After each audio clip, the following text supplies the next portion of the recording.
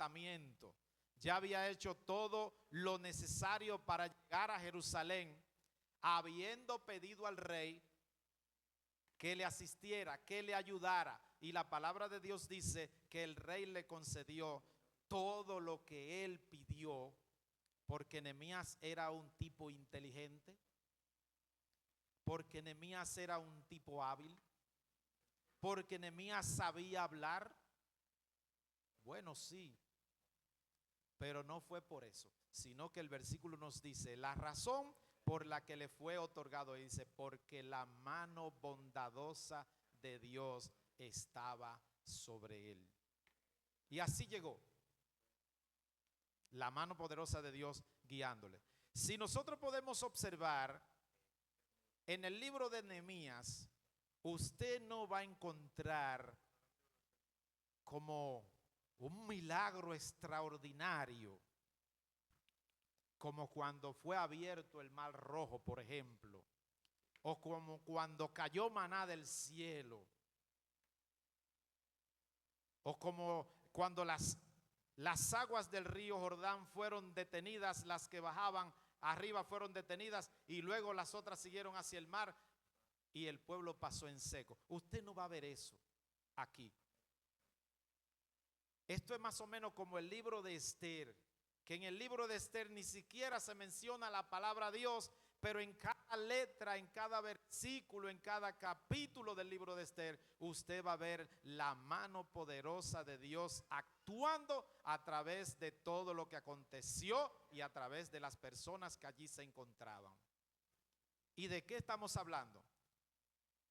De la providencia de Dios, de la mano providencial de Dios actuando a través de personas, de hombres y mujeres como tú y como yo. Eso era Nehemías. ¿Quién era Nehemías?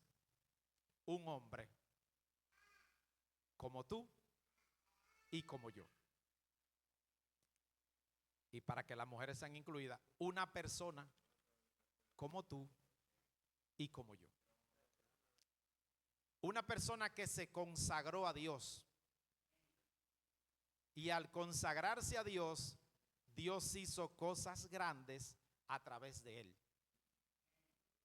Dijo D.L. Moody, el mundo está por ver lo que puede hacer un hombre completamente consagrado a Dios. Por el poder de Dios, yo seré ese hombre. Y Nehemías fue ese hombre. Ahora bien, en el versículo 1, para entrar en contexto, vemos el clamor de las mujeres. El pueblo estaba endeudado. Ya el pastor explicó eso. Endeudado.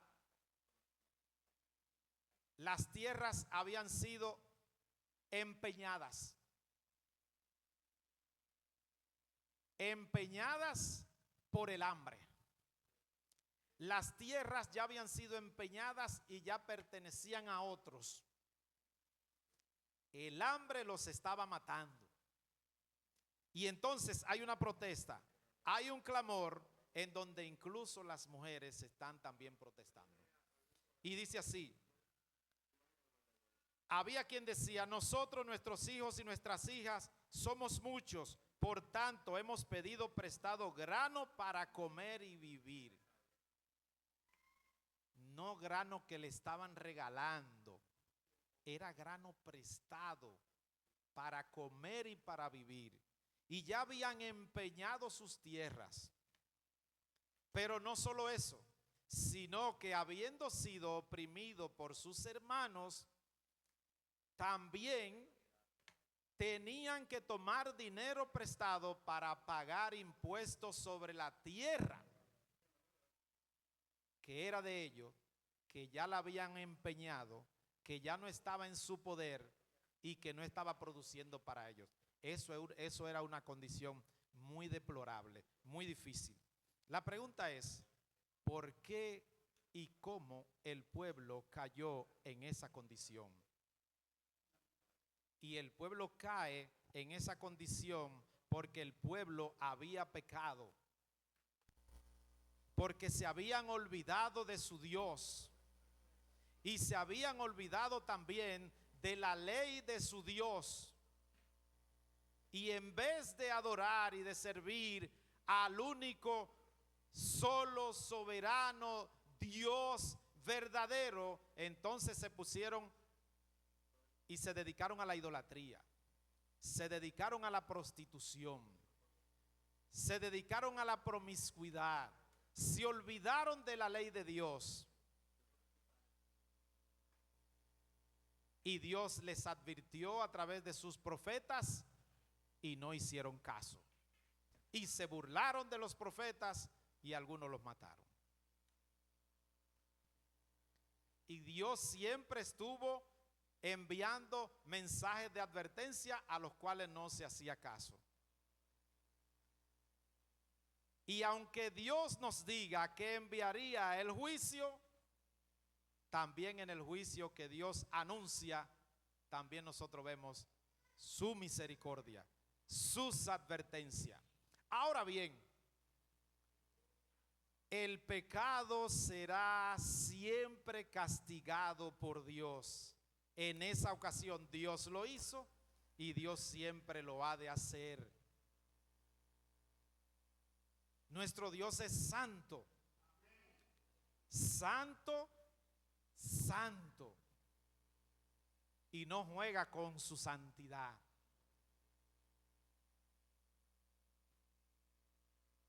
Como dice el pastor Miguel Núñez, como Dios no juega con su santidad, cuando se encuentra con el pecado, o lo castiga, o lo perdona, o lo destruye. O lo perdona, o lo destruye. En esta ocasión Dios había estado enviando mensajes de juicio a la nación y estos no hacían caso, no se arrepentían. Pues llegó el juicio, llegó el rey Nabucodonosor, los hizo cautivos y los llevó a tierra de Babilonia. Luego vino otro rey y también Dios castigó a la nación de Babilonia por causa de su pecado. Y ahora nosotros estamos aquí en el contexto de Nehemías, que ahora va a edificar las murallas de Jerusalén junto con el pueblo. Cuando Nehemías se presenta ante el pueblo y ve las quejas de ellos que no tienen para comer, que el hambre los está matando, y mire, cuando hay hambre cualquiera grita.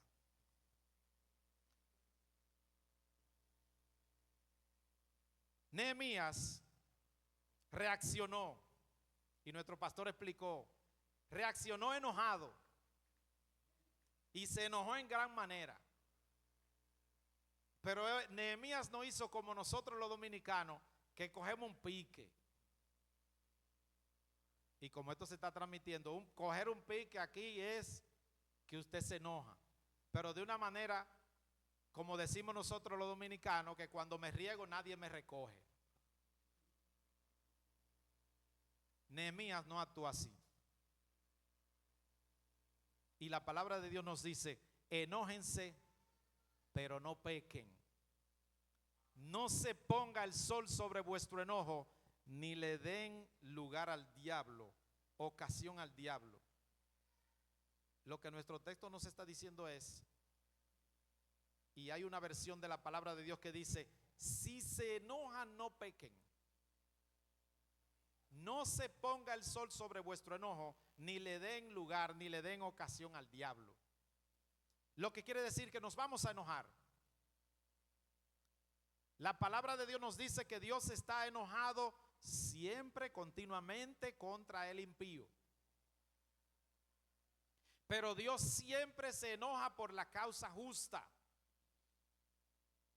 Pero nosotros, y nunca peca, pero nosotros nos enojamos por las causas justas y nos enojamos por las causas injustas, y es muy probable que pequemos.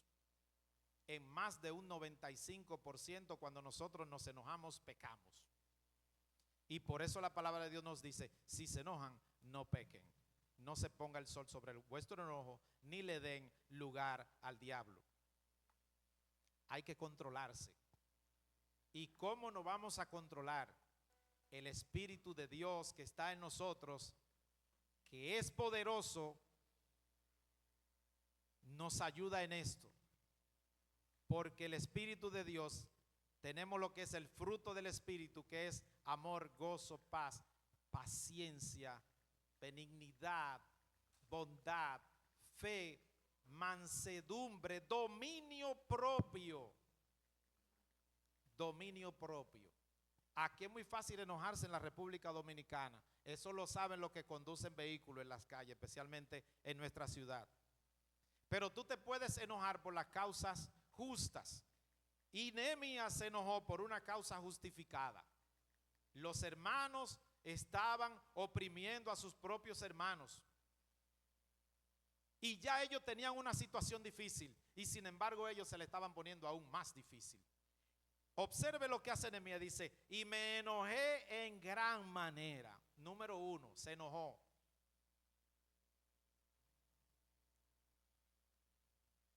Número 2, dice, cuando oí su clamor, oyó su clamor. Número 1. 2, se enojó. Van 2 pasos. Y se enojó en gran manera. Entonces lo medité. Wow.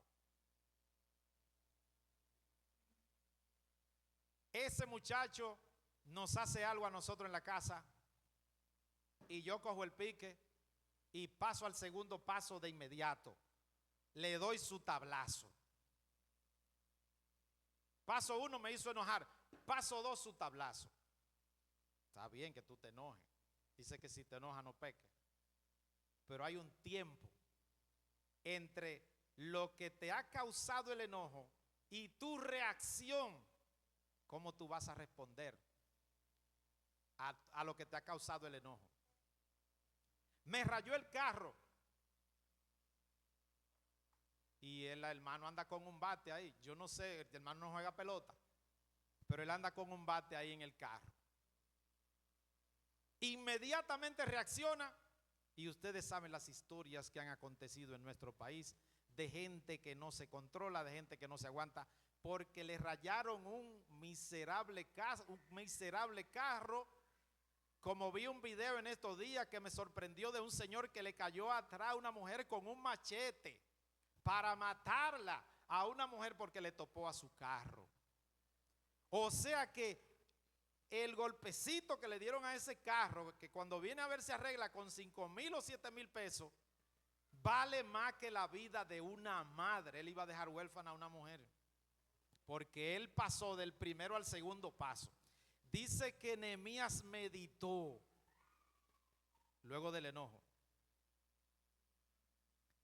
Paso 3, y reprendí a los nobles y a los oficiales y les dije, exigen interés cada uno a vuestros hermanos. Y convoqué contra ellos una gran asamblea y les dije, nosotros según nuestras posibilidades rescatamos a nuestros hermanos judíos que habían sido vendidos a las naciones, y vosotros vendéis aún a vuestros hermanos y serán vendidos a nosotros.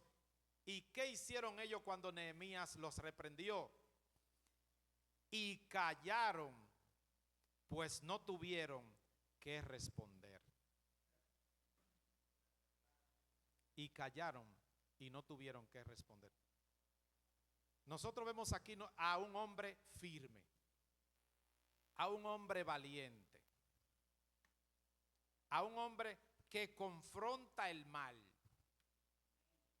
para que pueda haber una renovación de nuestra vida espiritual, para que pueda haber una renovación espiritual y para que pueda haber una reforma de la verdadera adoración. Nosotros tenemos que enfrentar nuestro pecado primero porque tú no vas a poder ir donde otro a amonestarle por causa de su pecado si tú no estás enfrentando primero el pecado que hay en ti. Dijo John Owen, o tú matas el pecado o el pecado te mata a ti. O tú matas el pecado o el pecado te mata a ti. Aquí hay una reforma que Nehemías está haciendo. Pero Nehemías está haciendo una reforma primero en lo que es la vida de cada uno. Cómo se estaban llevando ellos. Cómo estaban sus relaciones. Y aquí vemos que hay opresión y que hay abuso y que hay maldad y que hay pecado. Y para que pueda haber una renovación espiritual y una reforma en nuestro hogar, en nuestro matrimonio, en nuestra familia, en nuestra congregación, en nuestra sociedad, en los tres brazos, en la lila, en el metro, en el trabajo, donde quiera que nosotros nos movemos, el pecado tiene que ser quitado de medio de nosotros. Tiene que ser entonces restaurado el altar en nuestros corazones. Dios tiene que ocupar el primer lugar en nuestras vidas, que le hemos a veces nosotros quitado, puesto nosotros algún ídolo en nuestros corazones que sustituya a nuestro Dios, que fue lo que hizo el pueblo hebreo en aquel entonces, que se olvidó de su Dios. Y al olvidarse de su Dios y ese Dios haberle hecho las advertencias del lugar y ellos no hacer caso, Dios entonces los castigó y los llevó al exilio. Y se vieron en una condición deplorable. Pero aquí vemos que Dios usa a un hombre para ir allá, hacerles el llamado, mostrarles su maldad, que ellos se arrepientan y entonces sean renovados espiritualmente, su relación con Dios pueda ser restaurada y luego la verdadera adoración entonces pueda venir. A veces nosotros queremos que Dios restaure nuestra economía, que Dios restaure nuestra salud, que Dios restaure nuestro bienestar, pero nosotros no estamos orando a Dios como debemos de estar orando. Y Nehemías era un hombre de oración. Queremos que Dios nos dé todo lo que nos trae bienestar, pero no estamos estudiando, escudriñando su palabra, conociendo a Dios. Tenemos nuestras agendas y en esa agenda Dios ocupa un lugar de segundo, de tercero o de cuarto. Cuando la palabra de Dios nos dice a nosotros, más buscad primeramente el reino de Dios y su justicia, y todas las demás cosas serán añadidas. En el versículo 9 dice, y dije, no es bueno lo que hacéis, no andaréis en el temor de nuestro Dios, para no ser oprobio de las naciones enemigas nuestras. El amor y la verdad andan juntos. El amor y la verdad andan juntos. Y Nehemías no estaba ahí para complacer a los que estaban allá, que se habían olvidado de su Dios y que estaban oprimiendo a sus hermanos. Te amo, pero te digo la verdad. Y él no le fue con rodeos. Simplemente le dijo, no está bien lo que ustedes están haciendo. No está bien que opriman a sus hermanos y no está bien que no andemos en el temor del Señor. El principio de la sabiduría, dice la palabra de Dios, es el temor del Señor. No puede haber una renovación espiritual y una restauración de la verdadera adoración si nosotros no somos confrontados y confrontamos a otros con la verdad.